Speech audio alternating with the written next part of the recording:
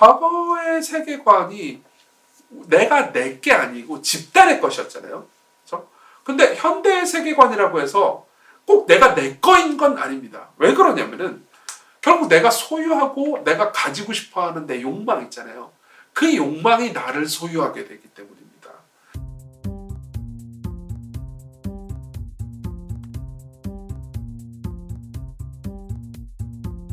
안녕하세요.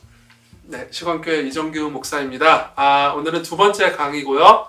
그리고 뉴시티 교리문답으로는 첫 번째 질문과 답을 공부해 보도록 하겠습니다. 1문은 이렇게 되는데요. 1문을 제가 읽어드릴게요. 1문, 사나 죽으나 우리의 유일한 희망은 무엇입니까? 답은 이렇습니다. 우리는 우리 자신에게 속한 것이 아니며 육체와 영혼, 삶과 죽음 모두 하나님과 우리 구주 예수 그리스도께 속한 것이라는 사실입니다. 이게 첫 번째 문입니다. 먼저 이 이야기를 이 문답을 좀 이해하기 위해서는 우리가 정체성이라는 문제에 대해서 한번 생각을 해볼 필요가 있습니다. 사실 이 인문은 되게 아름다운 이야기이기도 한데요. 여러분 정체성이 뭔가요? 저 같은 경우에는 이제 목사죠. 네, 목사입니다. 목사이기도 하지만은 두 딸의 아버지이기도 하고요. 그리고 한 아내의 남편이기도 하죠. 그때 우리는 조금씩 다릅니다. 그렇지만 정체성이라는 것은 그 모든 역할과 상관없이 우리 자신이 어떤 존재인지 특정되는 무언가겠죠. 근데 이 정체성이 무엇인가에 대해서 사람들이 생각하는 과거의 시각과 그리고 현대의 시각은 현저하게 다릅니다. 과거의 시각은 나는 누구인가? 라는 질문에 대해서 나는 내 의무다 라는 생각을 가지고 있었습니다. 나는 내 의무다. 무슨 말이냐면 공동체 내에서 혹은 집단 내에서 예를 들면 국가라든가 마을이라든가 혹은 내가 소속된 집단 있잖아요. 그 집단 내에서 내가 맡은 의무가 무엇인지 나는 어떤 존재인지 거기서 내가 뭘 해야 하고 뭘 성취할 수 있는지 이게 나의 정체성이었습니다. 이런 것들은 대중문화에도 많이 반영이 되죠. 예를 들면 과거의 문화에는 이런 것들이 있습니다. 여러분들 혹시 단심가라고 아십니까? 단심가 처음 들어보시는 분도 계실 겁니다. 이 단심가라는 것은 이제 이 고려가 이제 멸망할 때쯤 이제 태조 이성계의 셋째 아들인 이방원이 이제 정몽주에게 이제 지어 부른 노래가 있습니다. 하여가라는 노래가 있죠. 이제 정몽주를 자기 편으로 회유하려고 이제 너네 이제 고려 망했어. 이제 빨리 조선으로 넘어와라. 이렇게 이제 노래를 지어 부릅니다. 하여가 뭐 이런들 어떠하리, 저런들 어떠하리, 만수산 드렁치기 얼거진들 어떠하리, 우리도 이치 얼거져 백년지 누리리라 이렇게 얘기를 합니다. 예. 그러니까 이제 빨리 이제 고려 그만두고 이성계 밑으로 돌아와라 그러는 거죠. 근데 충신 정몽주는 그렇게 하지 않습니다. 나는 고려의 신하다. 고려의 소속된 사람이다. 내 의무는 고려에 충성하는 것이다. 이런 생각을 가지고 이제 소위 랩 배틀을 펼칩니다. 그게 이제 그때 지어 불렀던 노래가 단심가예요. 이 몸이 죽고 죽어 100번 고쳐 죽어 백골이 진토되어 넋이라도 있고 없고 임양한 일편단심이야 가실 줄이 있으랴. 이렇게 얘기하는 거죠. 뭡니까? 내가 소속된 것이 나다. 나는 고려에 소속돼 있다. 이렇게 이야기를 하는 거 아닙니까? 과거의 세계관에서 가장 중요한 건 나의 소속, 나의 의무, 그리고 내가 우리 집단에서 어떤 존재인가 이게 제일 중요했습니다. 물론 지금도 이 우리나라는 집단주의 사회에 잔재가 남아있기 때문에 아직도 이런 생각이 아예 가시고 있지는 않죠. 하지만 현대의 지배적인 세계관은 완전히 다릅니다. 현대의 지배적인 세계관은 나는 누구인가 라는 질문에 대해서 나는 나의 꿈이다 혹은 나는 나의 욕망 혹은 갈망이다 이런 식으로 대답을 합니다. 이것도 역시 대중문화에 반영되어 있습니다. 가장 대표적인 예가 이제 뭐 여러 가지가 있지만 여러분들 혹시 이 겨울왕국 이제 원에 보면은 이제 엘사가 부르는 노래 아십니까? 제가 이제 한국어 버전 가사를 읽어드리겠습니다. 부를 순 없고 마음 열지마 들키지마 착한 모습 언제나 보여주며 철저하게 숨겼는데 들켜버렸어. 다 잊어 다 잊어 이젠 참지 않을 거야. 다 잊어 다 잊어 문을 열고 나아갈 거야. 괜찮아 누가 뭐라 해도 폭풍 몰아쳐도 추위 따윈 두렵지 않다네. 이런 거 보면 무슨 내용입니까? 혹시 이 겨울왕국 보셨나요? 겨울왕국 보면은 엘사의 직업이 뭔지 아시죠? 여왕이에요. 여왕이라고요. 자기가 모든 걸 다스릴 수 있습니다. 근데 그럼에도 불구하고 이제 그 국가라는 집단에서 자기에게 부여된 의무, 그게 답답했던 거예요. 그러니까 어떻게 하죠? 도망쳐 나옵니다. 그래서 나라를 다 올려버리고 자신의 꿈을 찾아서 가죠. 이런 것들이 이제 현대의 나는 누구인가, 나의 정체성은 무엇인가 라는 질문에 대답하는 방식입니다. 과거의 방식은 이제 다분히 뭐라고 해야 될까, 압제적이었죠. 거기서 자유를 발견하기 힘들었습니다. 왜냐하면 개인의 욕망은 중요하지 않았으니까요. 하지만 현대는 좀 달라졌죠. 개인의 자유, 그리고 개인의 욕망이 굉장히 중요해졌습니다. 그래서 개인의 꿈이 중요해졌죠. 제 개인적인 얘기를 하자면 저희 어머님도 이제 그런 과도기에 걸쳐 사셨습니다. 저희 어머님은 6남매 중에 이제 셋째셨고요.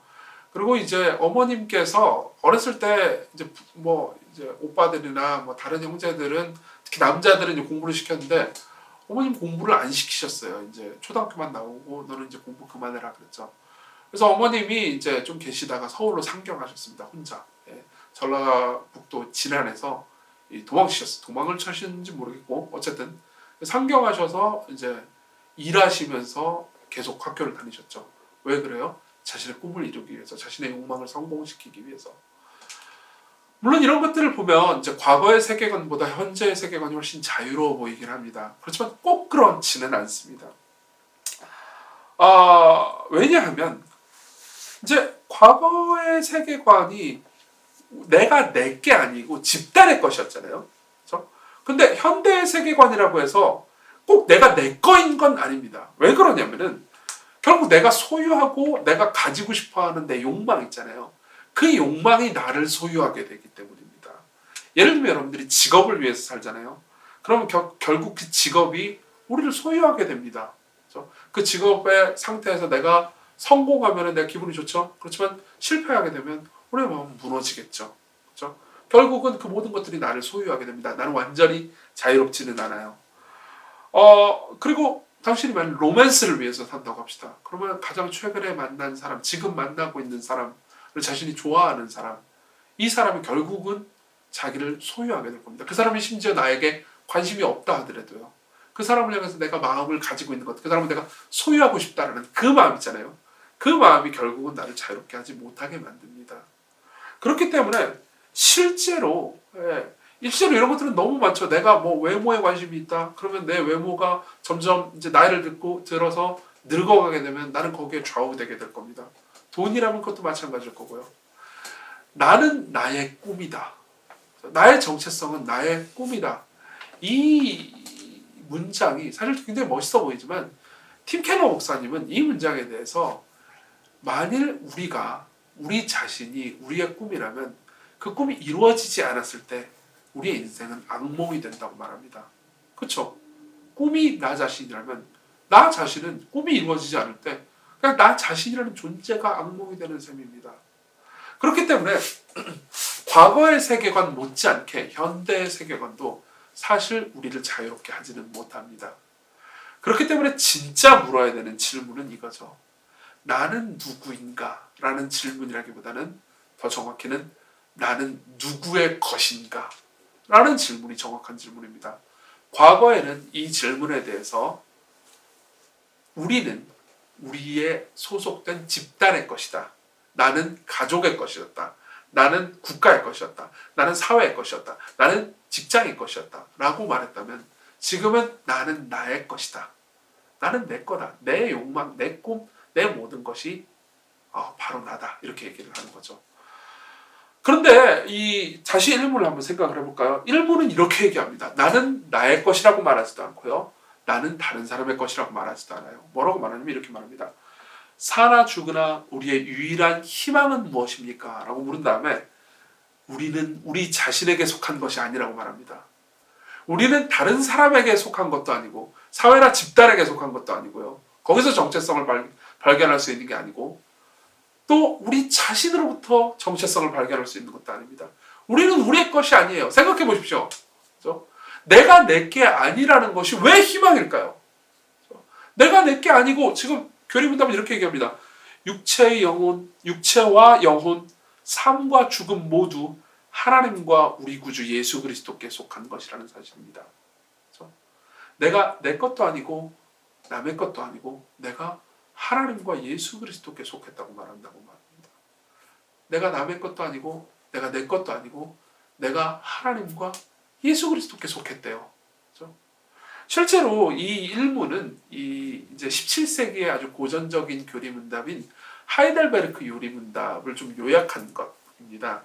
하이델베르크 요리문답은 조금 더 자세히 얘기해 줍니다. 하이델베르크 요리문답을 읽어드릴게요.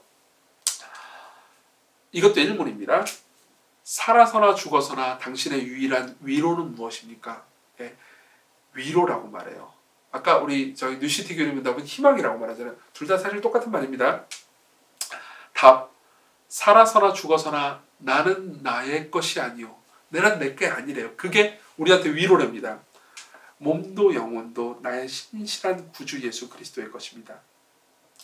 그리스도께서는 그의 보혈로 나의 모든 죗값을 완전히 치르고 나를 마귀의 모든 권세에서 해방하셨습니다.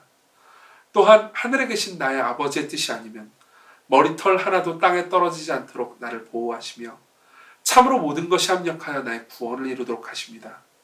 그러함으로 그분은 그의 성령으로 나에게 영생을 확신시켜 주시고 이제부터는 마음을 다하여 즐거이 그리고 신속히 그분을 위해 살도록 하십니다. 라고 말합니다. 이 내용이 길어서 좀 설명이 필요하지만 간단하게 얘기하면 이런 거죠. 나는 내게 아닌 게 내 위로입니다. 내 삶의 주인이 나라면 나는 위로받지 못한 것일 겁니다. 생각해 보십시오. 아니 내 삶의 주인이 나니까 행복하지 왜 내 삶의 주인이 하나님인데 왜 행복한가요? 이런 생각이 들지 않습니까? 그렇죠? 근데 생각해 보십시오. 내 삶의 주인이 나라고 생각해 봅시다. 여러분 나 자신은 선한가요? 여러분들은 자신이 선하다고 생각하십니까? 여러분들은 자신은 능력이 있습니까? 여러분들 자신은 강합니까? 많은 것들을 알고 있습니까? 아니요, 그렇지 않습니다. 우리는 연약한 존재입니다. 우리는 때로 늘 죄를 짓는 존재죠. 우리는 지혜가 없습니다. 우리는 아주 때로는 악한 생각을 가지고요. 그리고 우리의 삶의 모든 것들을 컨트롤할 수 있는 게 아무것도 없습니다. 우리의 모든 삶을 연약한, 부족한, 그리고 죄가 있는 내가 소유하고 있다면 그건 위로가 되지 않습니다. 오히려 전능하신 분, 강하신 분, 위대한 분, 사랑이신 분이 나를 소유하고 있다는 것. 그게 진짜 위로라는 거죠. 게다가 그분은 강하시기만 한 것이 아닙니다. 예수 그리스도를 생각해 봅시다. 그분은 강한 하나님이시지만 약한 모습으로 오셨습니다. 그분은 전지하신 분이시지만 무지한 우리들과 더불어 섞여 사셨습니다. 그분은 힘센 분이고 그리고 모든 것을 다스릴 수 있는 전능자지만 주권자이시지만 사람들에게 순복하시기도 하시고 부모에게 국가에게 순복하면서 무엇보다 자신의 영원한 아버지이신 성부 하나님께 순종하면서 사셨습니다. 그렇다면 그분은 강하고 지혜로운 전지전능한 하나님이시지만 무소부재한 하나님이시지만 우리의 연약함, 우리의 문제, 우리의 모든 것을 아시는 분이 되시잖아요. 그렇다면 그분이 우리에게를 소유하고 있다는 것, 우리가 우리의 것이 아니고 그분의 것이라는 것은 우리에게 희망과 위로가 되지 않겠습니까? 이게 일문이 우리에게 말해주는 것입니다. 기독교는 우리가 우리의 것이 아니고 하나님의 자녀고 하나님의 소유라고 가르칩니다. 많은 사람들이 이것이 속박이라고 생각합니다. 그렇지만 이건 속박이 아닙니다.